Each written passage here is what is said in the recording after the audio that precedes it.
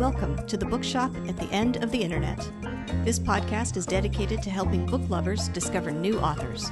Like all the best bookshops, this podcast is filled with all kinds of books and all kinds of authors. So tune in, browse around, find a new author, and discover a new favorite book at the Bookshop at the End of the Internet. I'm Stacey Horan, author, book lover, and host of the Bookshop at the End of the Internet. This is episode number 266. For more information about this or any of our episodes, go to my website, staceyhoran.com. If you enjoy the podcast, leave us a review, like us on social media, and share us with your friends, family, and fellow readers.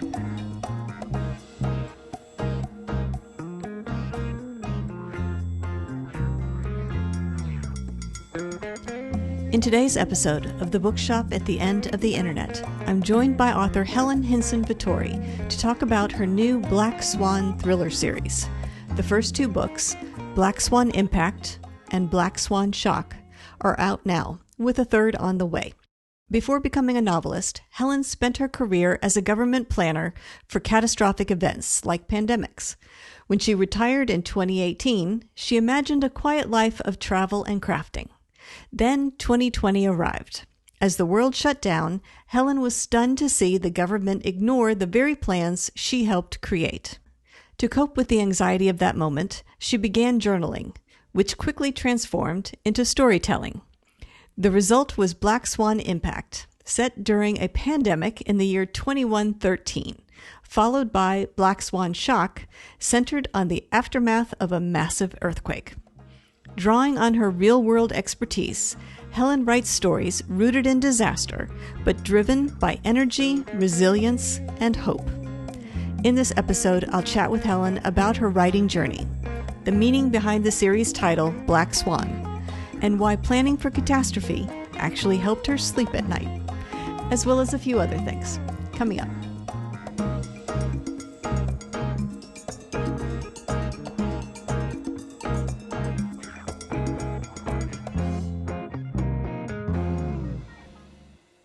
Helen Hynson Vettori, thank you very much for joining me today on the podcast.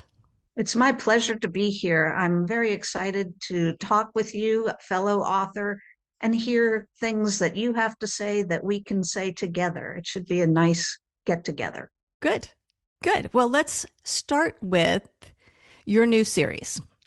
So it's the Black Swan thriller series, and there are two books out. What I'd like to do is have you sort of set the scene for us, kind of set up the series, and we'll talk about each book in turn after that. But I'm particularly curious, what is the series about and what inspired you to write it? Sure. Well, I think the first thing I need to do is to define what a black swan is, because many people would assume, and why not, that it's the animal that flies and you find in Australia. Yes, there are those birds there, but a black swan used to describe an event is something that is catastrophic and so devastating that no one could have foreseen or imagined it. So think of 9/11. That day was absolutely terrifying and something that we never could have imagined, and yet it did. Well, once something like that happens, you have to pull up your bootstraps and move forward. So the first book that I wrote is called Black Swan Impact. And to be honest, I never thought I was going to write this, much less the other two books in the series. I never thought once I was in the first book that I would have a series. The reason that it came into being was actually pretty organic. It goes back to the fact that I was a government employee who planned and prepared for biological threats to include pandemics. President George W. Bush tasked the federal government to plan and prepare for a pandemic in 2005. And I was one of the people across all agencies and departments who would get together and create the plans. Well, When I retired in 2018, I walked out the doors feeling that I was gratified that I could serve, but now it was my turn to go out and just have fun. I thought I would paint. I thought I would travel. I thought all kinds of things, but I didn't expect a pandemic to cause a lockdown in 2020. Did any of us expect a lockdown to occur in 2020? So I thought, okay, we need to do this because we don't know what this virus is. We don't know how it will affect us. We need time to breathe, to really evaluate what's going on. All for it. But as time moved on, I was, I'll say, shocked at first, then befuddled, and then angered. And I would rant and rave to my family as we all Zoomed together, just like everybody else. And one day, my sister said, "Why do you continue to have this reaction?" I said, "I can't unknow what I know.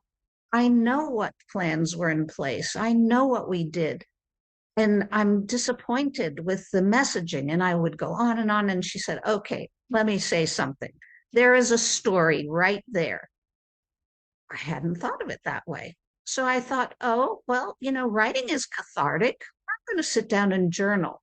And before I knew it, boom, I was writing a novel and sending a few chapters at a time to my siblings. And my brother would say to me, "How can you forecast things days, weeks, even months in advance?" Even though my story begins in the year 2113 to separate the audience so that there's not the trauma of COVID right then and there, um, I knew what plans and assumptions we had talked about all those years. I knew what we thought people would do and how they would react. And I exercised a bit of imagination thinking of the what ifs. So it wasn't that difficult. And it just poured out of me. The book wrote itself. And that's what I love. That's why I say it was organic, because not only had I not really intended to write a sci-fi political drama thriller, but it just took a life of its own. And I came to love it and the characters so much that when I put the pen down, so to speak, I thought these characters have much more to say. And I dove right into the second book called Black Swan Shock. And the Black Swan in that novel, the year is now 2141, is a massive earthquake along the New Madrid Fault. Have you ever heard of the New Madrid Fault? I have. Well, good for you. Many people have not. So let me just say that it roughly is parallel with the Mississippi River. And the earthquake that happened in 1811, 1812 was the epicenter of New Madrid. And so that's why it's called the New Madrid Fault. And that earthquake was huge. I don't know what the magnitude was. I don't know if they were capable of deciding what the magnitude was. I believe somebody thought it might be it might have been 8.2, 8.4, somewhere in that range. But it was so substantial that bells in belfries in Boston rang because the earth was undulating even that far away. So I did a lot of research, reading a lot of firsthand accounts, and I thought, okay, I'm going to weave some of these firsthand accounts into the situations my characters might find, and also use my background as a paramedic, having been a paramedic before I joined the federal government workforce, and create a story that is intense and thrilling, because quite frankly, I am someone who loves thrillers. I love to read them. I can't get enough of them.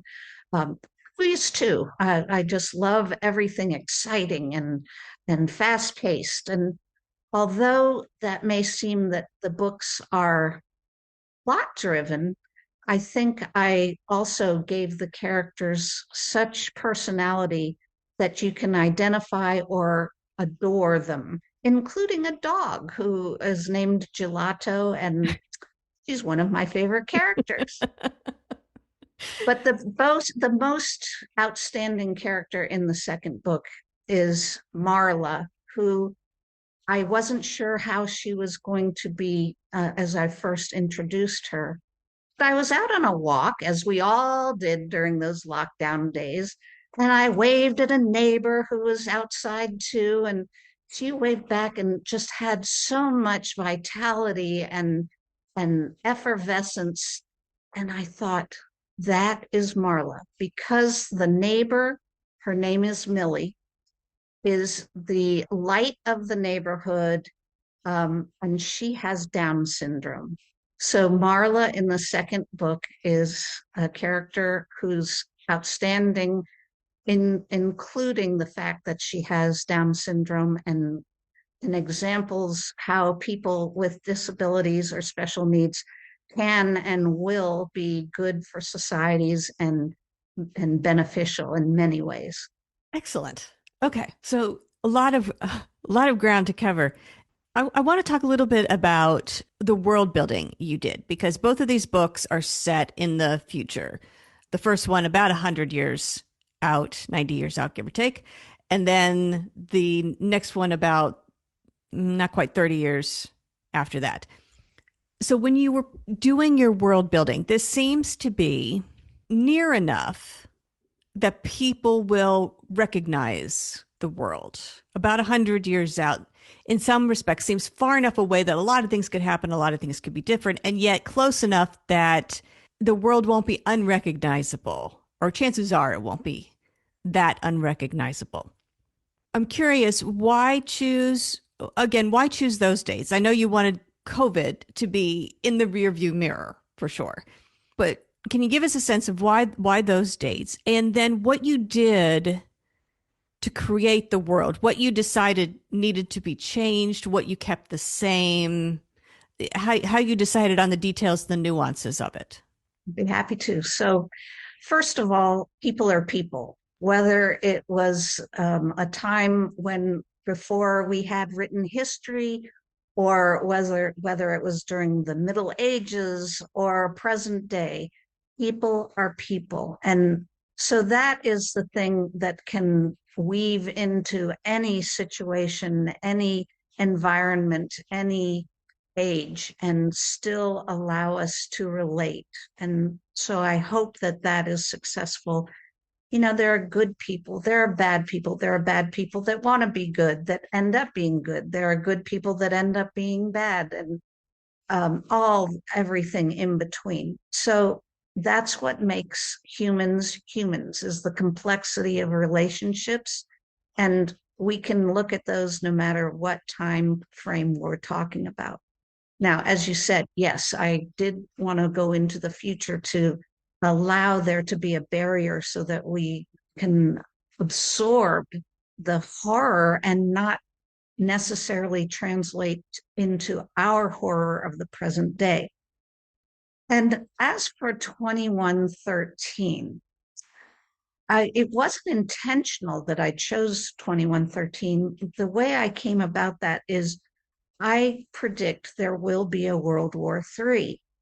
And I wanted the story to be post World War III. So in my mind, I decided when I think World War III will erupt, and then allowed for a time frame for it to play out, and then a recovery period, so that we're not starting in this bleak environment that is already something of a horror in itself. People were thriving. Science was offering so many good things to the people to advance humanity. It's a very positive time. And unfortunately, a virus emerges and challenges literally the entire human race. And it's maybe similar to what the people felt like when the Black Plague struck, because that that we know of in recorded history was the worst situation with a pandemic that we are aware of. Now, pandemics are cyclical. We know that, but some are not as dangerous as others, or devastating, I should say, I guess. For instance, in 2009, the H1N1 pandemic, sure, it was a pandemic, and I'm not making light of it, but it was not as impactful as COVID. So there you have the reasons why I chose what I did. And so 2113 was just a happen chance of when I thought the people around the world would be in a much better place. Well, let's talk about two things: the events in the books, and then I want to talk about the responses, how governments responded, how people in general, societies respond. So let's talk about the events first. In one, we have a pandemic, and another, we have this sort of catastrophic environmental event, an earthquake. I'm sure people are wondering, could these things really happen? Now, we've experienced a pandemic recently, so people are probably thinking, well, okay, yeah.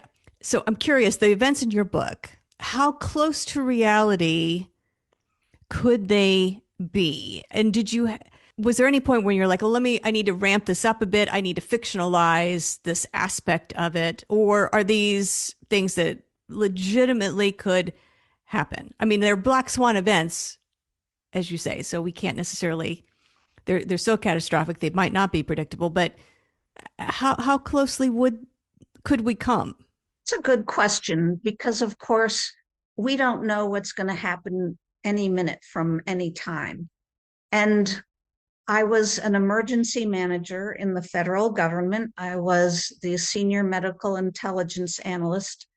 So combine those together, I understood what biological threats were out there, as well as all other threats, to include earthquakes or terrorism or hurricane, go on down the list. And I had to plan and prepare. And it was a collaborative thing across all federal government, state, local, tribal territories, all over to collectively decide what's the best way to weather a storm that we are afraid can come. Sometimes they come. Think of the worst hurricane you've lived through. Probably Katrina is the last one that I recall as being the worst for my family. Think about that New Madrid earthquake of 1811, 1812 that literally could ring bells in Boston. And the first-hand accounts that I read were absolutely heart-wrenching. So just because it did happen doesn't mean it can't happen again, or maybe even be worse than.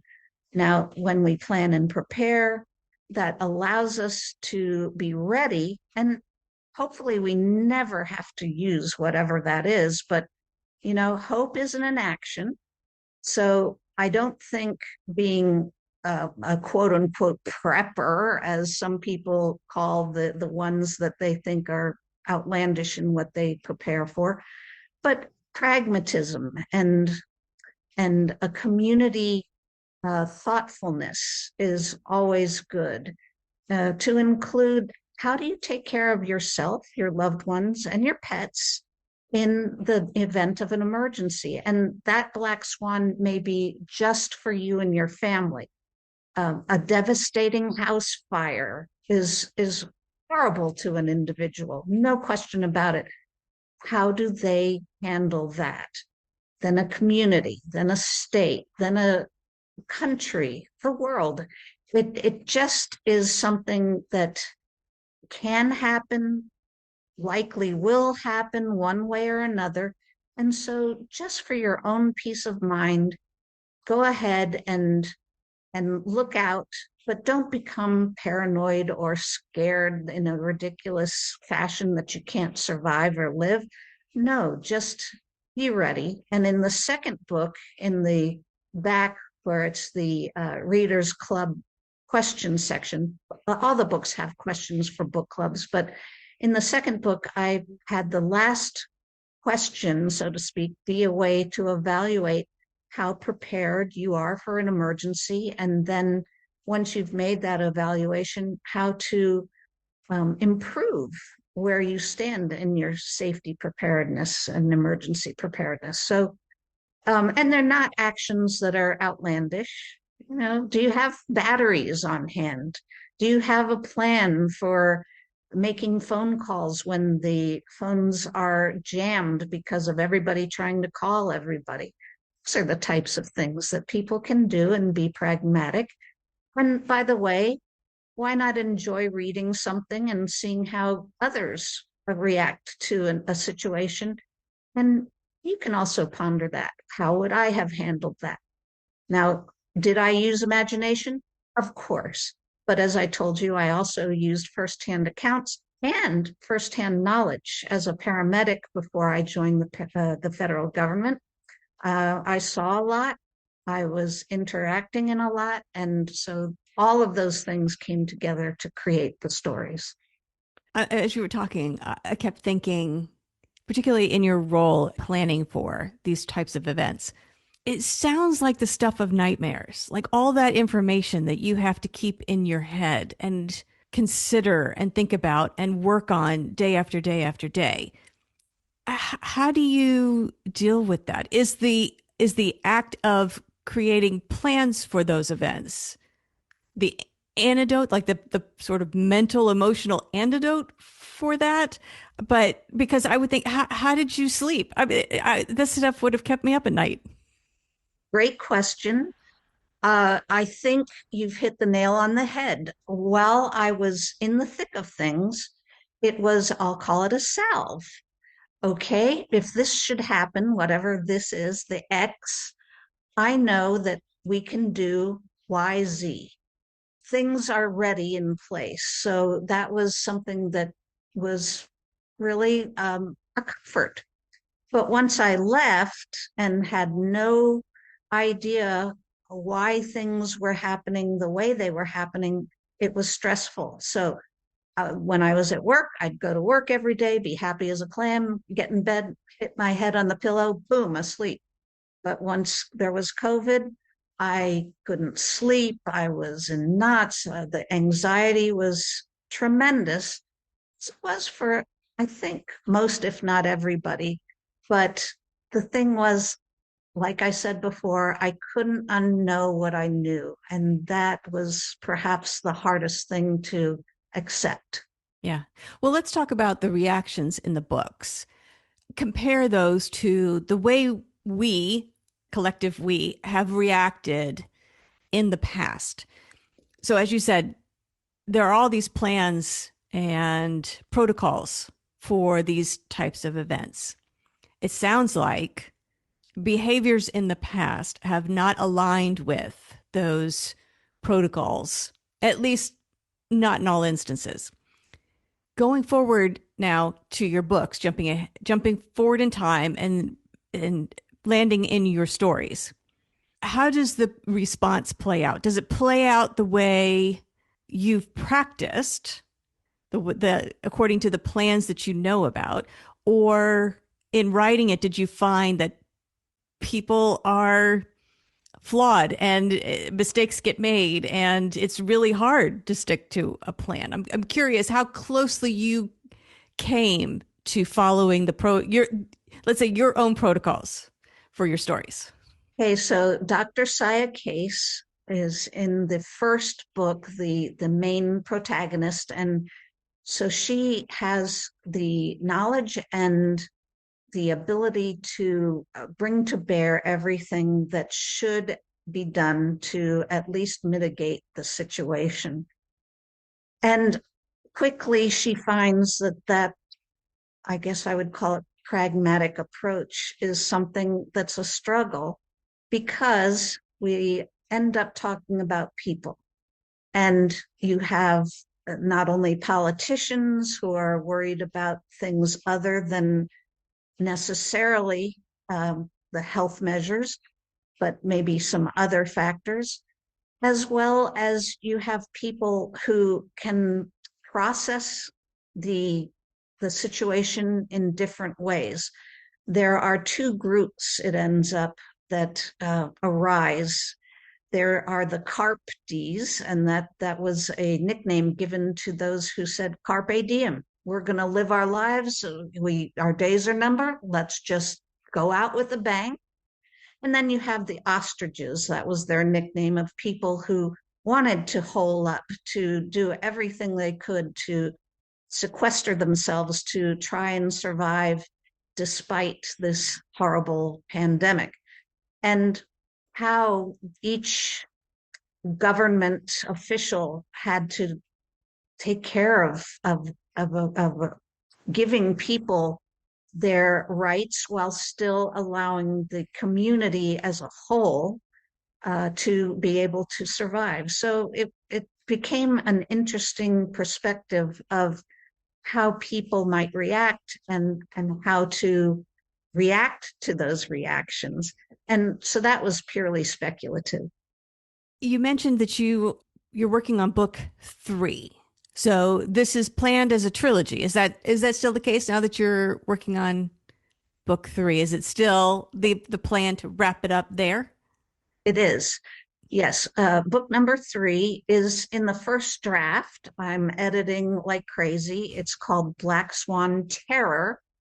And as you know, the 3 books are Black Swan blank, Black Swan, and then it was Impact first, then Shock, and then this final one, Terror, to give a little clue as to what the Black Swan event is. And in this case, it's a terrorist attack. So I think this will wind up to allow people to decide a little bit for themselves, but be guided toward how the characters will be able to continue with their lives or not. I mean, it's kind of up in the air with some of them. So I wanted to, for my own satisfaction, I'll say, tie up some loose ends. But then I also wanted the audience to be able to project what they would like to see. And I leave it at that, because I can't forecast what others think. I would like them to be able to tie up or continue the progress, the plot, the lives of whomever they choose. Now that you've got 2 books down, the third close, have you been bitten by the writing bug? Is this something you think you'll continue to do, or are you going to finish book 3 and leave it? Well, unless another Black Swan happens and I need to be locked down, I see more being able to go out and travel as I had planned to do. I'm an artist. I love to paint. I'm a craftsman. I make stained glass windows.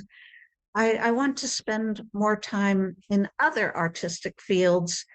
And still, I will keep my hand in some writing, because I have a Substack blog that once a month has, I'll call it an op-ed, and it's related to biological threats, or how to protect yourself from something that you may not understand or have known about.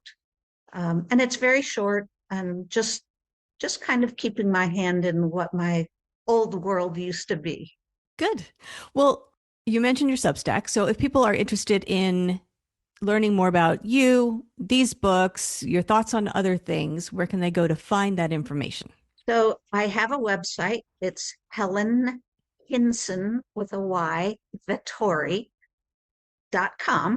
And there would be links to the blog in my Substack. There are links to various interviews. There are little blurbs of people having reviewed the book. And there's also one snippet of a partial reading. So, you can get a little flavor that way. Excellent. And if people want to purchase a copy of Black Swan Impact or Black Swan Shock, where can they go to buy them? It's available worldwide. Let's say you have a favorite indie bookstore, great. But a lot of people like to shop online, so you can go to Amazon or Barnes and Noble or the like. You can go to my website and click on whatever. There, I have a favorite indie bookstore. There's a link there. There's a link to Amazon and Barnes and Noble and to the publisher. So it also, they come in different formats. You can get hard copies, both paper and hardback. You can get audio, or you can get ebook, a Kindle type book. So they're available in many formats. Excellent. Wonderful. Well, hopefully people will pick up a copy and check it out and think about their own preparedness. That would be great. And let's hope no Black Swan events anytime in the near future. Let's do that. Yes, we deserve to have a nice, quiet, happy time, don't we? We really do. We are due, I have to say. And be able to read and discuss books and enjoy life. Exactly. I second that motion. Helen, thank you so much for being on the podcast today. I want to wish you luck with the Black Swan Thriller series. Books 1 and 2 out, Black Swan Impact and Black Swan Shock. Everybody pick up a copy if you're interested. And congratulations on everything you've accomplished so far. Best of luck with the rest of your writing journey. Thank you so much. And thank you for having me. This has been delightful. The Bookshop at the End of the Internet is a podcast dedicated to helping book lovers discover new authors. Like any good bookshop, this podcast features a wide variety of books by the equally varied and interesting authors who felt compelled to write them. This podcast gives you a chance to meet these wonderful writers and discover your next must-read book.